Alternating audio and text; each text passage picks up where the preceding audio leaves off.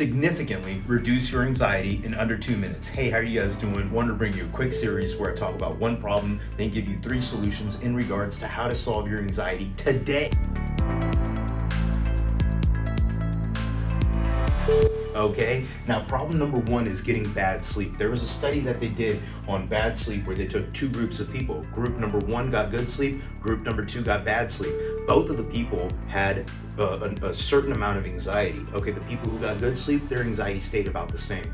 The people who got bad sleep, their anxiety peaked after they got bad sleep. Study number 2 regarding anxiety, they showed how basically almost all psychiatric disorders are linked back to bad sleep.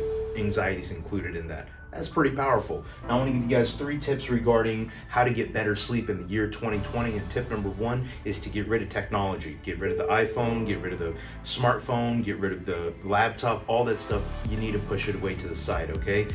Tip number 2, you need to black out your room. I would recommend getting blackout curtains, and you should not be able to see in front of you. Really good for melatonin production.